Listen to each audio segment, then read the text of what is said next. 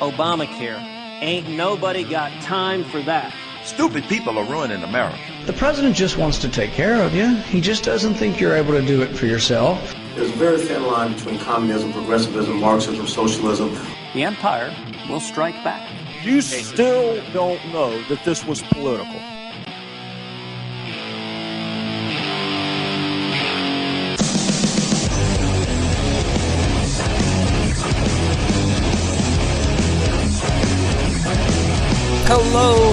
Hello, everybody. Welcome to another episode of America Our Way. I am your host, Dustin Hoy. Hope you've all had a great week this week. Hope you all have been staying out of trouble. It's been an interesting week, as it always has been. It's one of the perks of doing a show that is weekly instead of daily, is that we get to, you know, even if it's a slow day, we've had an entire week, and something always happens during the week. As many of you have seen, we've got the bipartisan, quote-unquote, budget deal that came through from Paul Ryan and his Senate counterpart, and the House voted it through, and the Senate voted it through today. So the Senate has passed its first budget since April of 2009. And now we've got the budget, finally, which means no more dealing with government shutdowns. We won't have to deal with any more appropriations bills every 3 months or so. Now, the problem is with this budget is that it's not doing its job in terms of following... It's not doing its job in terms of following the Budget Control Act that was passed. The Budget Control Act was meant to keep people, Congress, from blowing the government budget, to keep them from spending too much money. And, I mean, it came close to having a balanced budget amendment. It didn't. It came close. The idea being that there would be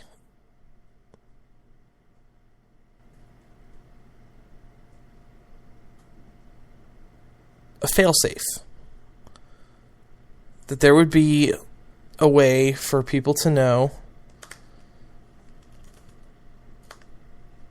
that Congress has limits. It has parameters. A way for Congress to not be able to just wildly out of control run rampant with our tax dollars, as it does every day. So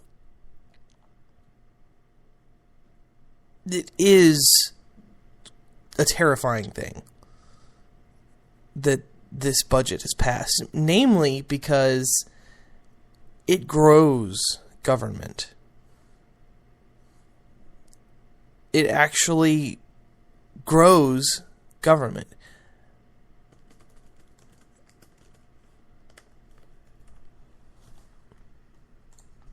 I mean, when you're looking at this and you've got everybody saying, oh, it decreases the deficit and it's the end of bipartisan gridlock. The Democrats and Republicans are no longer bickering. They're getting something done. And then you've got ridiculousness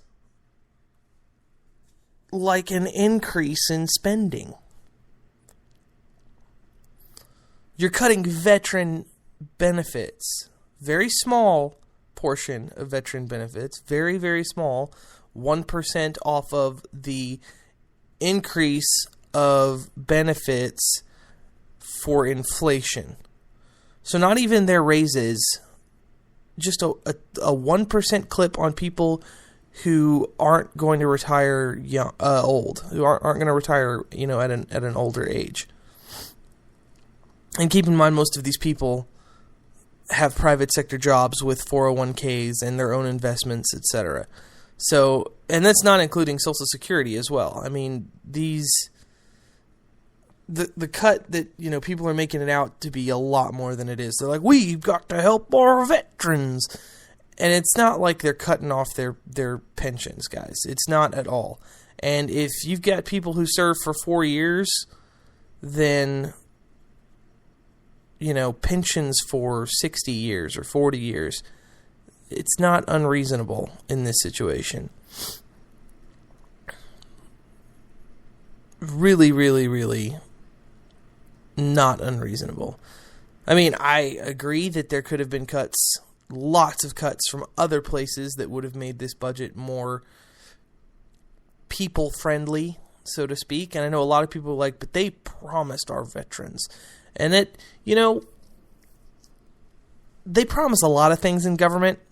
And the second you start complaining that they're not keeping their promise is the second you reveal just how uninformed you are about government. Of course government breaks its promise. It's government. There's a new Congress practically every 2 years.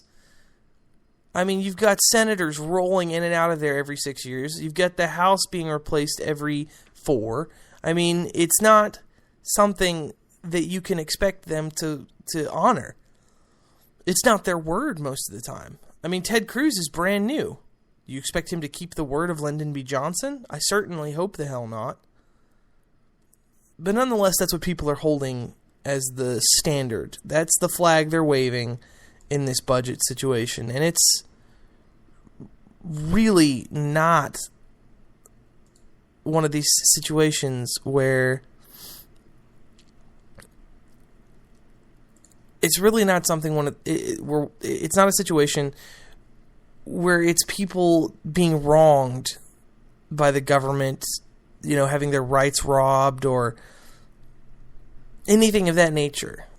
I mean, it's a small cut from most people that they won't even notice.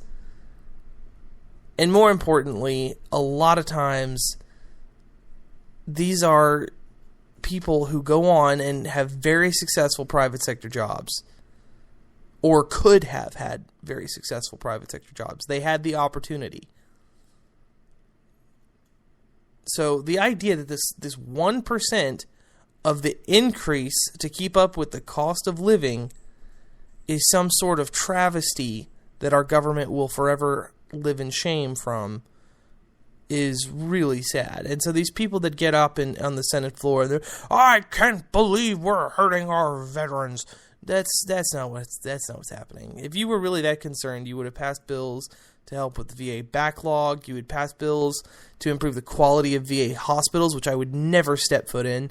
You would be doing something about the combat rules in Afghanistan and Iraq that were getting people shot. I mean, more oftentimes than not, these guys are getting shot and they have to beg people to stop before they can even open fire. I mean, you've seen this all over the news. Well, not all over the news, but you've heard it, because I've heard it. I know you have. I mean, it's a serious concern for soldiers that are overseas right now, that the rules of engagement are such that it's getting them killed. So, as long as we're talking about who is helping our veterans and who is hurting our veterans, let's start there. Let's start with rules of engagement. Let's start with things that get them killed, like not having the right body armor, or not having armor on doors, or we could talk about how much money they waste by leaving equipment in the Middle East, because they say it's cheaper to leave it than to take it. Now, I question that greatly. I very seriously question it after seeing some of these numbers on how much equipment is being left in the Middle East after we've begun pulling out of the region. Now, that being said, it'd be a nice little transition here into Senator Coburn's 2013 Waste Book. Now, Senator Tom Coburn is a Republican out of Oklahoma, and he releases a book that is filled with questionable spending by the government for that year. And I have to say, looking at some of these, I don't know how these people are allowed to get home safely without being pelted with rotten fruit and glass bottles. I mean, the fact of the matter is, with all this money they're wasting, they could remove poverty from certain states entirely. They could give that money back to the American people, and this recession would end instantly. They could stop taking our money from us. That's money I want back. I want that money put back into my paycheck. That could buy food. That could pay bills. I don't want the government spending my money on crap that could be spent to pay my bills. And any American who's okay with the government stealing their money at gunpoint to pay for this ridiculous crap needs to go to the therapist and have their head shrunk so it can be removed from their butt. Because you have to be some sort of insane to believe that this spending is at all necessary, is at all proper, or could be of a benefit to anybody outside of Washington. It's pork barrel spending at its worst. And what gets me is that there's programs that they could do. There are things they could spend this money on in their districts that would help actual real people. But instead, you've got these ridiculous, absolutely ridiculous programs that have no place being purported by a rational mind. I mean, obviously, government, the way it is, can't be purported by a rational mind. But this is just the blackest mark on a black mark. I mean, this is the cherry on top. Okay. So number one on the list, the State Department spent $630,000 to buy fans on Facebook and Twitter.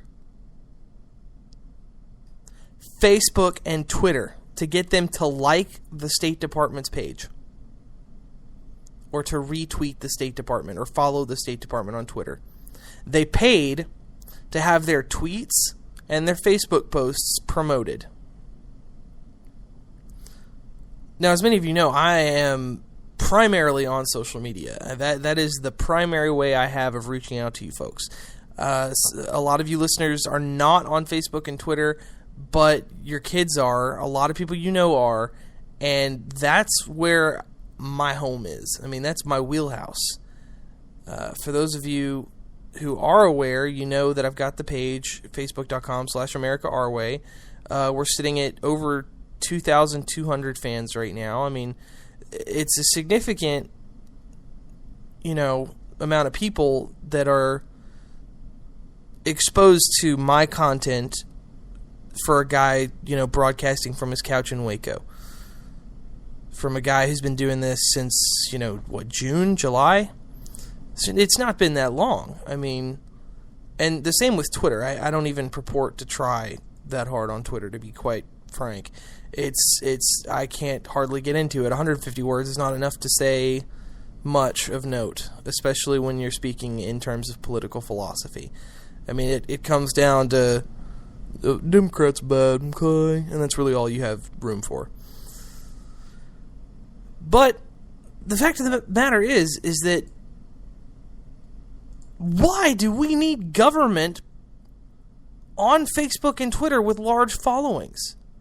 Why do we need to advertise government? We've got a press. Their entire job, what they're paid to do, is report on government stuff. There are stations with entire departments dedicated completely to reporting on government. Send them a press release. That's it. You don't need to reach out to people at home. If they're on Facebook and Twitter and they want to see what you've got to say, they'll find you.